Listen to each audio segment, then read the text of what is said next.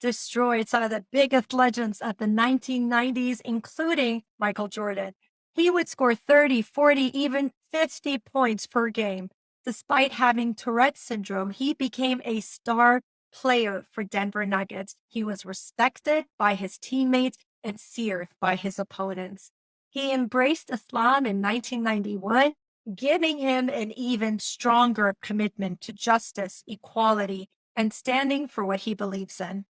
Rauf's conscience told him not to stand for the national anthem because he felt the American flag represented oppression, which got him suspended for a game and eventually cost him his career as an NBA player at the age of 29. Our guest today is a modern day hero who overcame adversity, perfected his skills as a basketball player, and stood up for what he believed in. He has been a role model for millions of people, mashallah, tabarakallah. It is a pleasure and an honor to have Brother Mahmoud Abdul on the show today. Assalamu alaikum and welcome. Wa alaikum salam. Thank you for having me, mashallah. Of course, of course. So it is the dream of many high school and college boys to become an NBA player. What did it take? What kind of discipline, what kind of hard work did it take for you to achieve something that is generally seen as unattainable by most? Well, it took a lot of, mashallah, thank you for the question. It took a lot of prayers for one. I Okay. think that's, a lot of people don't want to add that into the, I prayed an awful lot as a young man, day and night, for that to manifest. But also, it's, you have to make a choice. It's all about making choices and deciding that this is what you want. Sometimes we say we want to do something, but we haven't made the soulful decision to do it. And so with me at the age of 4, I knew it. I mean, not 4, in the 4th grade at the age of 9, 10, that's when I decided that this is what I wanted. And so, you know, constantly waking up at 4 o'clock in the morning at that age, being at the court at 5, watching as much NBA basketball as I could, taking photo images of moves. You know, we didn't have social media then. Right. And we couldn't afford necessarily all of the VHSs to record. So I had to remember a lot, using your imagination, playing against invisible people, thinking outside the box, and just going over moves over and over again every single day, trying to get faster, quicker, more explosive. So those are, and then timing. So those are some of the things that you have to do to hopefully increase your chances of getting to that next level. That's amazing that you knew from the 4th grade that this is what you wanted. And it wasn't just a dream, because a lot of people have a dream. I want to be a millionaire. I want to be an NBA star, but they don't put in the effort. They don't put in the sweat. They don't put in the hard work. But you were getting up at 4 a.m. at that age and, you know, just putting in the time and the effort, mashallah. And like you said, it takes that discipline to be able to achieve. Yeah, no, so true. And understanding that it's going to hurt, and the fact that it's going to hurt, and it's not always going to be something that you're going to have your days when you don't feel like it, and you have to fight those urges. That's, you know, Shaitan has a way of sleep a little bit longer, you know, Right. this excuse or that excuse, and so a lot of mornings, even when it was thundering and lightning outside, Wow. freezing, coming home with frostbitten hands, but I was determined. But a part of that determination too, sister, was the fact that I felt that that was my only way out. You know, and so it was life or death for me. Like, I have to make it. I know my life gonna say for itself. So it was about having the hunger. A lot of people talk about having a hunger and you want something so bad. And this, you saw it as your way out. So you were willing to do whatever it takes. And you said, even in the rain, even in the cold weather.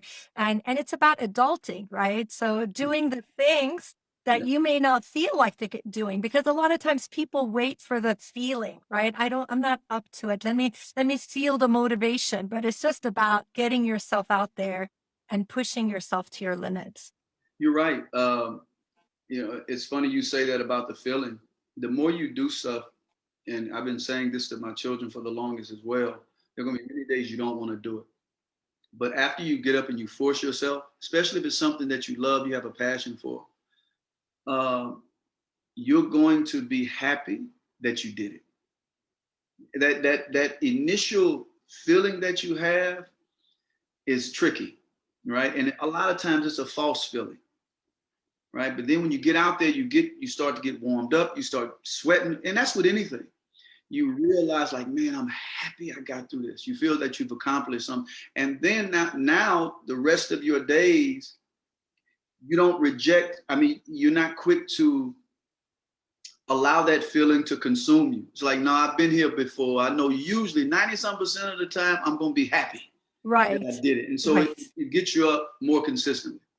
And you feel that sense of integrity. You promise yourself something, you follow through. So it's that feeling of, I've got this. That's right. Now, even though there were times that, after practice, you were exhausted, you had pushed yourself to the limit, all the other players had gone home, they were showered and going, but you had a secret counterintuitive advantage. Yes. Yeah. So can you tell us, you have the Tourette syndrome. Can you tell us what that is about and how you utilized it in your favor? Alhamdulillah. Well, along with Tourette's too, it was just personal. I wanted to do the extra, but Tourette's syndrome even amplified it that much more. So it's, neurological disorder. And the way I explain it, and I've been explaining it for years, it's like your mind and your body on two different wavelengths. And they're trying to get on the same page. And so, I would, as you said, I would train for hours. And when I wanted to go, it's like Tourette's is this other person. And no, you didn't satisfy me. And you can't leave until I'm satisfied. And if you do, I'm going to make your life miserable. I'm going to exacerbate your tics, and it would happen. And so also my mind, the way it would work is you have to make these shots. And I'm dead tired. I'm exhausted. I'm breathing hard. Right. And it would say you have to make 10 shots. You have to make them while you're tired. They have to be full speed. You can't have any glitches in the move prior to making that shot. And it can't hit the rim, right? It can't hit the rim. It has to be 10 in a row and none can hit rim. I can shoot 9 in a row. The 10th shot skims the rim, goes in. I can't retake the 10th shot and say 10. I have to start back at 0. So that may take another hour and a half just to finish 10 shots, but full speed. And I had so many near-death experiences. Like almost every single day was a near-death experience. SubhanAllah, how was it a near-death experience for you? To the point where I couldn't breathe, and it would scare me. And I would have tears falling down my face. And I'm like, man, this is crazy. If I keep doing this way, I wouldn't be surprised if I killed myself. I mean, if I died doing this. And it was terrifying, but I couldn't stop. It was in between, okay, life or death, this is your only choice to make it. And it's always that risk, like. Wow, that's powerful. So the Tourette syndrome, for like people who are not familiar with it, it is a neuropsychological disorder, right? And it gives you these tics. So the tics and then it gets you to focus on doing something and you can't stop until you achieve that. Yeah, and if it doesn't feel right, if I'm dribbling a basketball, it doesn't come off my fingers right, I have to do it again. And whatever I do on this side, I have to do it on my left side, right? Oh, subhanAllah. So from the dribble to the shot, even jumping, whatever doesn't feel right, you have to go and duplicate that all over again until everything feels perfect in your mind before you can go to the next thing. So if it wasn't for Tourette syndrome, I'm not saying that Allah knows best. I'm not saying that I wouldn't have been a very good player. I definitely don't believe, definitely, 100%, that I wouldn't have been the player that I became. And even, the person, right? Because you're living with something that's noticeable. Right. People can see it. You can't hide it. Yes. And so, and because you know what it feels like to go through this struggle, it helps you to be able to more so, it's kind of like fasting. When you don't eat and drink, right? It puts you in the mindset of those who don't have. So you know what it feels like. So it makes you more sympathetic and empathetic, you know, to people who are going through things. So mashallah. MashaAllah. So you took something that most people would have seen as an adversity. They would have seen, oh, well, they would see it as a handicap. They would see it as something that is holding them back. But you turned it into a gift. And how powerful is it when we see the things that Allah challenges us with as a gift and turn it around, mashallah. And growing up, you said that it was a noticeable twitch. How would your classmates respond to it? And was there bullying, and how did you cope with that? Yeah, well, I mean, of course, I had some good classmates that ignored it because they were so used to seeing it. But there were definitely a lot of classmates who would try to make fun of you, especially around girls. You know, That's when it would come about, or that's when they would tease you? Since the girls liked you and they liked them, and then they would try to make a point to say something about, you know, your twitches and not being able to control yourself. And but I think also the fact that I was a top athlete kind of helped with that a little bit, because a lot of those same people that would do that would be athletes, and they know they would have to meet me on the basketball court. They don't want to mess with you. Yeah, so mashallah. MashaAllah. That's amazing. That's a great lesson for so many of the youth that are tuning in, and they may have their own, whether shortcomings or being teased or bullied, and being able to get beyond that. And I know that 2 decades before Colin Kaepernick's protest of oppression and tyranny during the national anthem, you refused to stand up for the national anthem. And you were quoted as saying, "I lost millions because I couldn't keep my mouth shut," right? What made you take that position, and how did that impact your career, your reputation, and your life? Well, what initiated the decision was, you know, I became Muslim. Okay. And after becoming Muslim, you know, the first verse they say is "Iqra bismi rabbika alladhi khalaq," right? Read. And so in my reading, I began to become familiar with some of the things Allah was saying, just merely about standing up for justice, institutionalizing, you know, enforcing the good, the ma'aruf, and, you know, deconstructing the munkar. Yes, you know? And then studying the life of the Prophet, so how he navigated through, you know, these types of societies, and always mainstreaming Islam, you know, trying to drive people towards, you know, social justice. So, and then I began to meet Muslims. I began, and mostly every trip that I went on, we would have dialogue. You know, I would bring them to my room. I'm a people's person. So if I felt comfortable, I would invite them, and we would stay up 2, 3 o'clock in the morning. And they would introduce me to books. They would introduce me to ideas that I never heard of. And so through my reading, I came across a lot that was going on in America that I had no clue about, domestically, foreign policy, you know. And then I'm reading Malcolm X, major influence on my life. Who everybody knows stood up and was courageous and articulate when it comes to issues like that. And I'm like, man, these are the examples that I want to follow. This is what it's about. And this is what caused me to, and I'm looking at the flag, you know, this is a symbol. You can't separate this symbol from its policies. And so I said, I can't see myself standing up for a symbol that represents this. And that's what initiated it for me. And it continues to this day of why I chose not to stand. But that had a profound impact on your career and on your life. What did it cost you? Well, overall, it definitely cost me many millions, because history has shown, you know, when you look at people, in particular athletes, but not just athletes, and when they happen to be people of color, whether it's Muhammad Ali, Thomas Smith, and John Carlos at the Olympics, So many of them. They've been ostracized. They've been condemned for taking positions like this. So, you know, establishments don't like that. It's not good for business, but it's bad for life. And so for me, it's like, you know what? It's a duty of ours. You know, society is more important than the individual.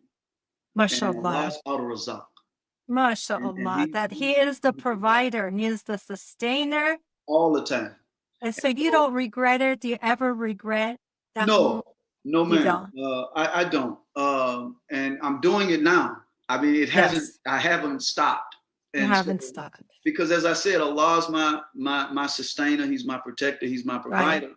And whatever's meant for me, nobody can keep it from me. Allah says, and whatever's not meant for me, no one can give it to me. Isn't that's so powerful? If we can embrace that, if we can truly believe that no one can harm you if Allah doesn't want that to happen. And that way you're free of living in anxiety and fear of people impacting your lives.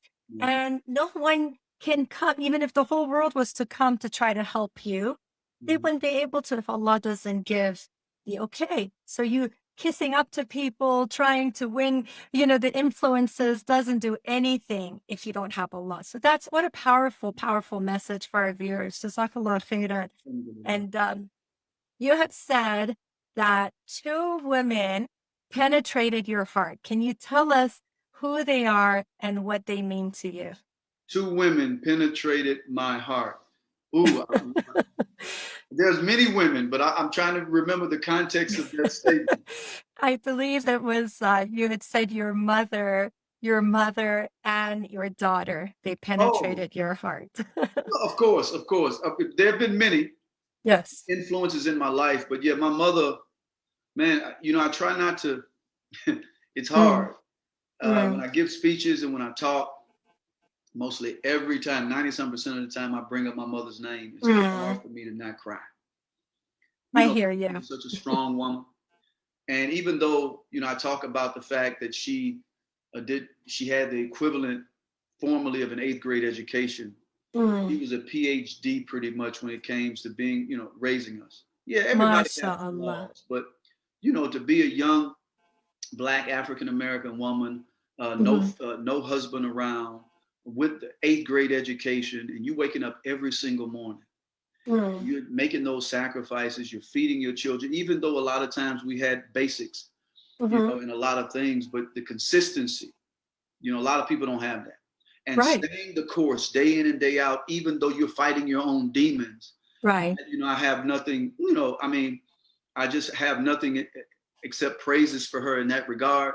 For doing those things for us. And my daughter, of course, you know, that's my, you know, I had children, and I never had a sister growing up. And I always kind of like desired to have that. And then when I finally found out that we were having, you know, a daughter, I mean, all of my sons have A names because her name starts with an A. Okay. And I said, well, she's going to have her own special letter, in which I called her Sophia, and yeah, very special to me. Yeah, mashallah. So your mom was a single mom, and you had how many siblings? I had 2 brothers. 2 brothers. Okay, raising 3 boys on her own, having to work, having to be the mother and the father, and be consistent like that, and be a role model for you. How powerful of a message for those single moms out there who may be struggling in their lives and thinking, you know, how can I do it? How can I do it without, you know, a man in my life? But mashallah, that's a beautiful example that, you know, when many of the, subhanAllah, many of the Sahabas and many of the great scholars they were raised by single mothers. So this is a testimony that if you have that conviction and you work hard, you can achieve that. And mashallah, so you have your daughter who is so precious to you. And how many sons do you have? I have 4 sons. MashaAllah, tabarakallah. And I believe you're training them for basketball. Is that correct? Well, there's one that's left in terms of being the youngest, and he's now, yes, the other ones I used to train. Okay. He's still playing. He's in high school in the 11th grade, and Nice. so yeah, he has ambitions or Okay. aspirations for making it to the NBA. So I'm just trying to give him the best I can get, Mashallah. and So, Allah take care of the rest, right? of course, of course. How cool is that to have a father that was an NBA player? So I'm sure they're getting a lot of the skills and a lot of the training and I'm sure the discipline as well. You're pushing them to do what you were doing? Well, I definitely. I mean, if you say this is what you want to do, Right. then I'm going to challenge you. I'm going to see how bad you want it. But it wasn't something that I necessarily pushed on them. I wanted them to play sports because sports has a way of teaching you, like other things, but teaching you a lot about life, the hard work, the networking, the sacrifice, the management of time, all of those things. Right. But I wasn't like, look, I just want you to choose something that's ethical. And if that is ethical, you it said? doesn't have to be sports. Okay. And if whatever's ethical and that's halal, look, man, I'm going to try to support you. Right. So you set the example. They found their passion and they're pursuing it. You know, many parents out there are telling their kids that, you got to become either a doctor or an engineer. Yeah. These are your two options, right? And it is important when children are able to choose what they like, and you are giving them the tools, mashallah. Now, I know you have a Showtime special coming up, mashallah, which I can't wait to watch, which is called Stand. Yes, ma'am. So tell us about that. When is it coming out, and what is the message? The promo is phenomenal. It really is. It's captivating what these players said about you, mashallah. Yeah, I feel the same, mashallah. It's really encapsulating my life a little bit. You know, my upbringing, the challenges with Tourette syndrome, the flag issue. Right. That's a big part of it. Going beyond that, the 9/11. Okay. The backdrop of that. It's dealing with a lot of that, and it's got a lot of people in it. When it's coming out, don't know the actual month yet, but inshallah, 2023. Oh, inshallah. And, the director, actually, Jocelyn Rose, who's a Muslim sister, is doing a very good job. And there's some other people on her team, obviously too, Colleen and Sarah and Mason, but they're doing a wonderful job. Mashallah, mashallah. Well, it's important. It's important to do these documentaries and to share the example, because I'm sure many people watch this and they can get inspired in different ways. It doesn't have to just be within the field of sports. It can be in any area of life. Sometimes you have to really stand up for what you believe in. You have to be the oddball out. And I'm sure there was a lot of attacks. There was a lot of, what do you do with all that, I don't know, hate mail? There must have been. What do you do about the haters? Give us some advice, because there's always, whenever someone is doing something good, there will be haters. So how do you cope with that? Yeah, and just what you said, just understanding the fact that you're not going to please everyone. And the ultimate objective is you're just trying to please Allah, first and foremost.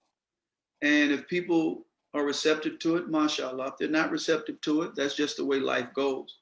You wish that they were, right? But you can't allow that to cripple you, right? And as long as you believe in what what you're standing for, you have to own it.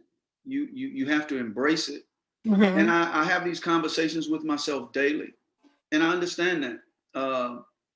And so I try never to take it necessarily personal, even though it becomes personal. Sure. Because Allah is in control, always. And then Allah says, even in the Quran, and you always try to leave moments of grace, because people are where they are at the time.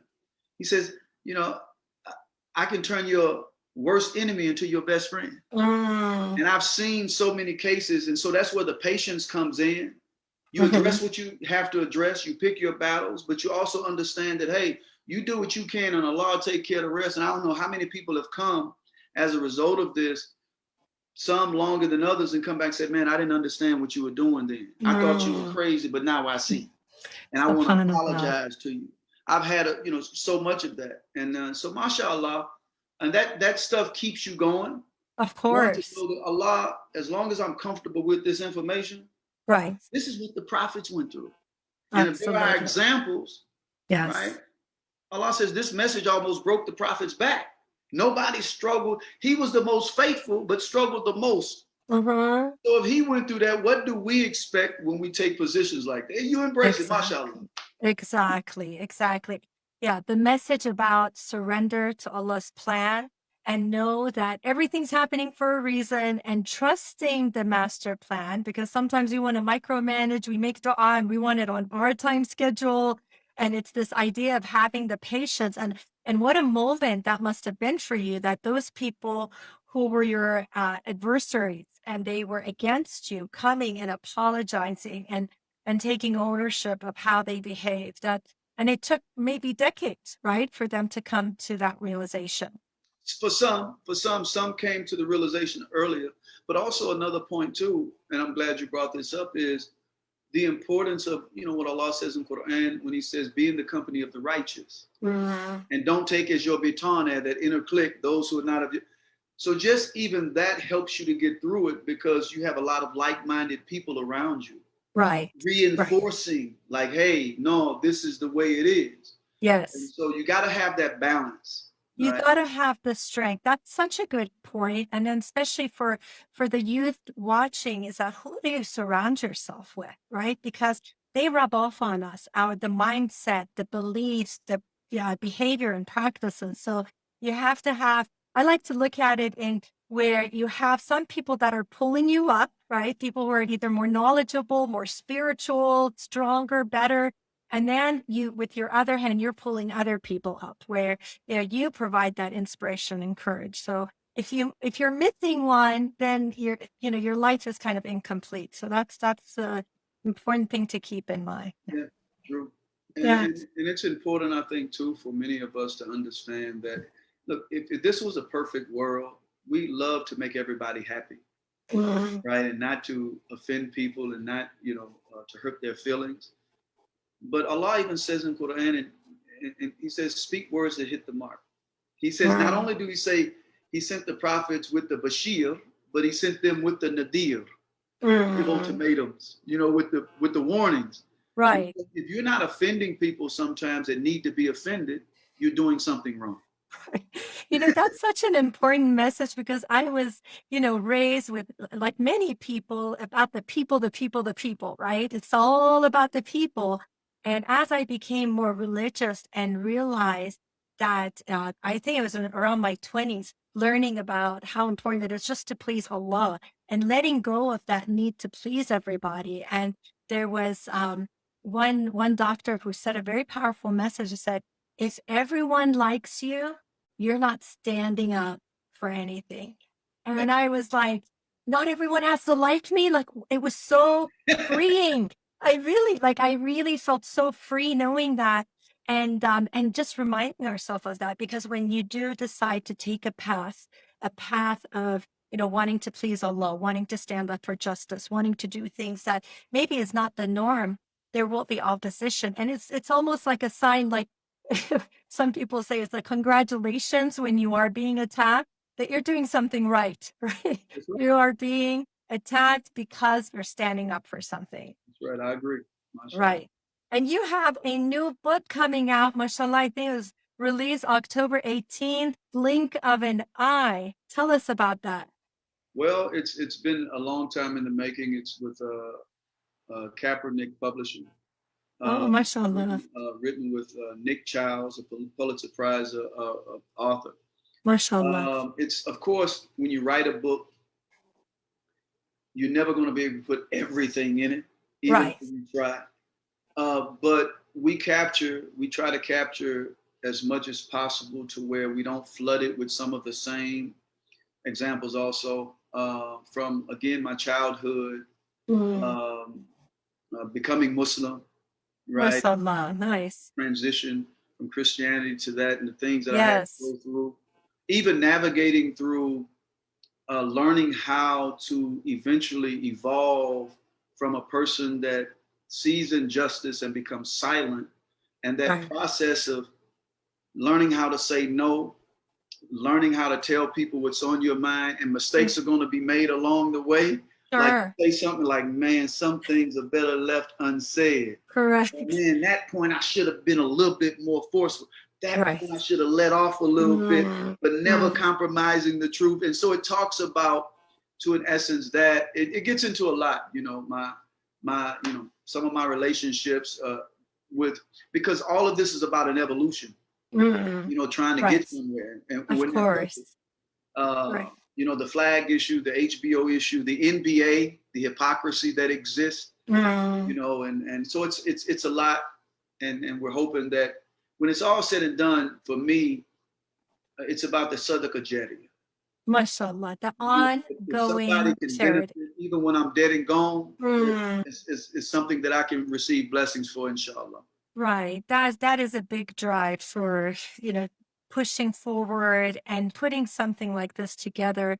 Make sure you all check out Blink of an Eye. Where did that name come from? What made you It call it wasn't Blink mine. of an Eye? It It wasn't wasn't your mine. idea. We had a team. They came up with it, but as soon as I heard it, I said, man, I love it, because it's relevant to, you know, even Allah says in the Quran, he said, when we leave this earth, it's going to be like you only tarried here for a little while. True. And so but also it relates to my game, because people would say, man, you had a hair quick trigger, you can get it off fast. MashaAllah, yes. But also Last 3 seconds, making the 3-pointers. right, and also decisions that we make.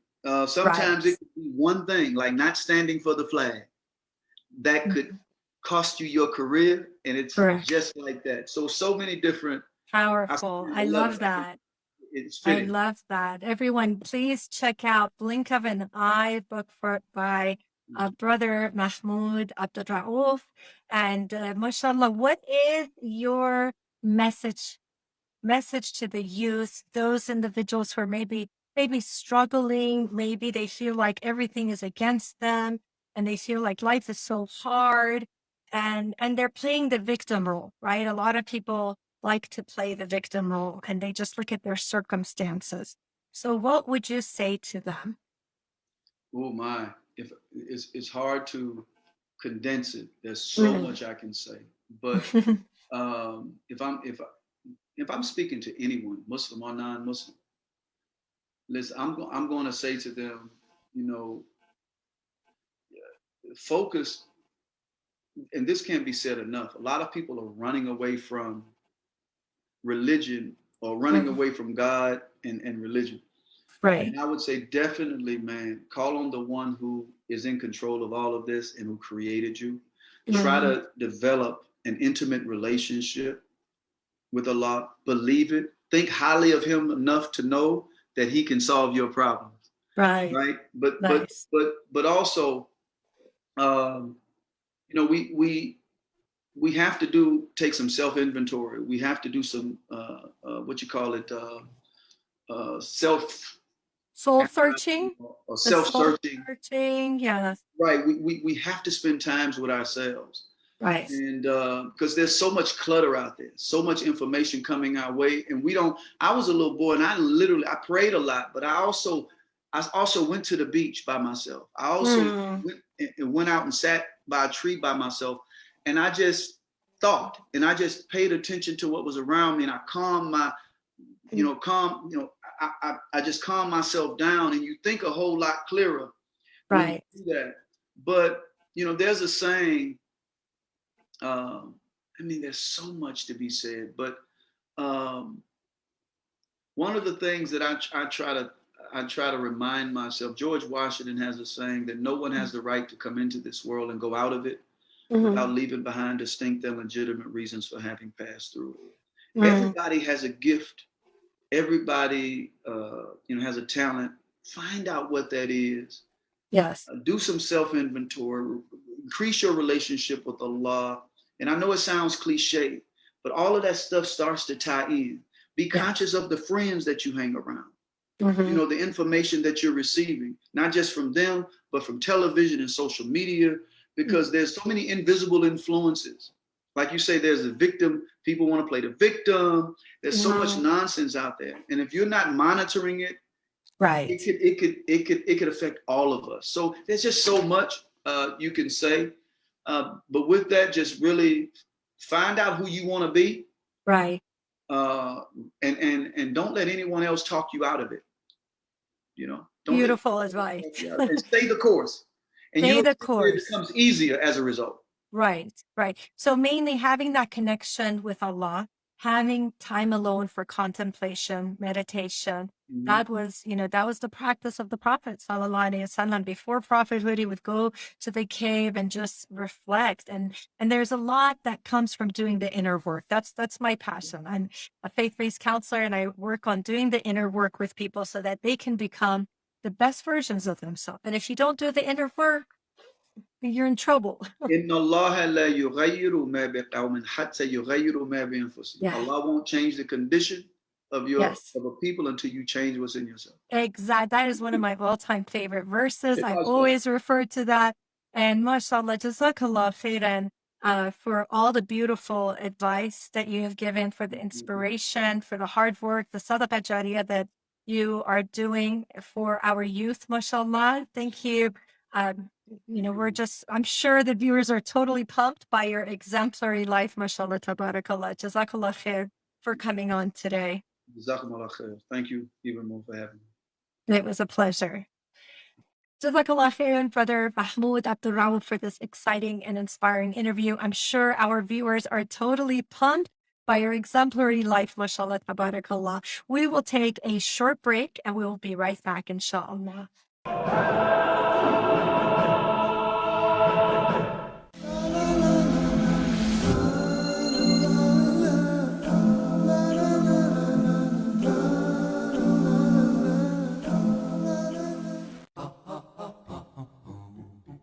Jobs are impacted, marriages are impacted, children are impacted, communities are impacted. You have to want to know how to deal with the changes. You have to be eager to meet some successful Muslims. You can't live in this world and not be mindful of your purpose. I think we can all use some inspiration.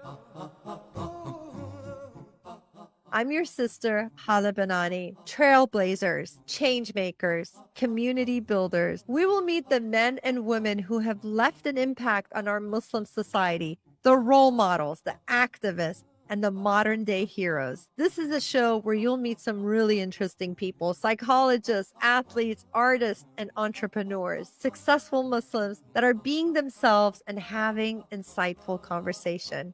If ever there was a time that we need faith and motivation from real people in real situations, it's now. Join me live every Sunday, 4 p.m. Central, midnight Mecca time on Huda TV.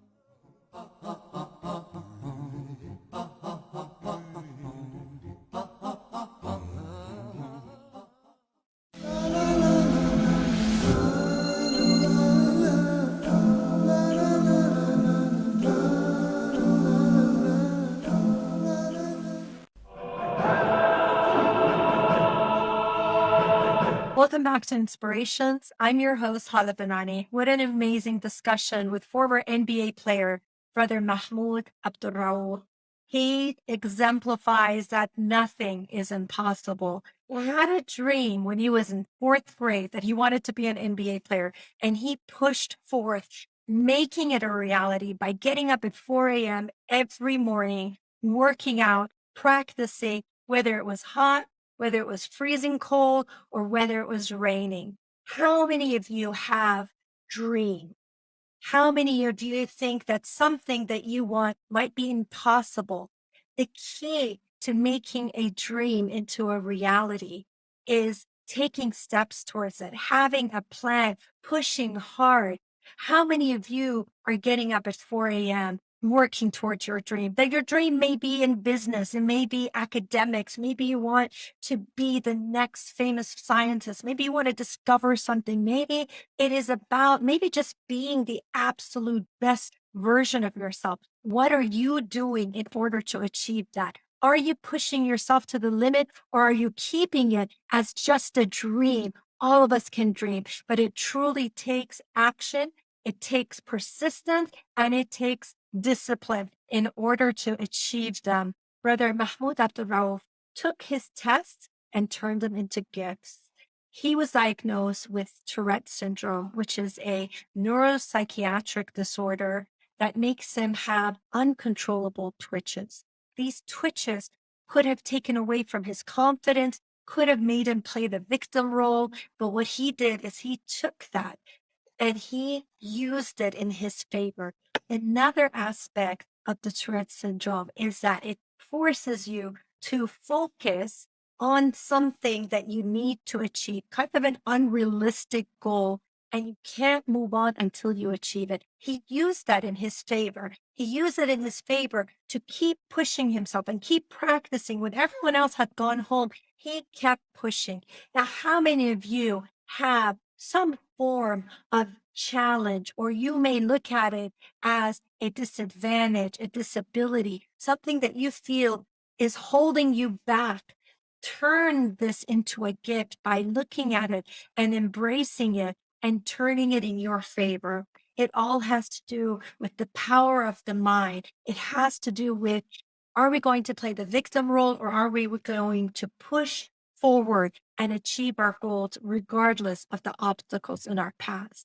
It is critical for us to take necessary steps in overcoming our obstacles in life. Another big lesson that we learn is standing up for what you believe in. After becoming Muslim, he realized that he could not stand for the national anthem. And that cost him. It cost him his career, and it cost him a lot of attacks. However, it is critical for us to live with congruence. Congruence means that your beliefs and your actions match up. If you don't have congruence in your life, you believe one thing, but you act totally differently than what you believe in, this is going to turn internal turmoil. It's going to cause internal turmoil. It will lead to depression, anxiety, and many other mental health disorders. So standing up for what you believe in, it takes courage, it takes trust, and knowing that Allah is the Razak, Allah is the sustainer. He is the one who will provide. If you put your full trust in Allah and you surrender to the master plan, then no one can harm you and no one can take away what is meant for you. Powerful messages of hope, of hard work, and being able to push past your obstacles and adversaries, and having the patience to see the results of all of that hard work. So many powerful lessons that we can learn from his exemplary life. Jazakallah khair for tuning in. Join us next week with another episode.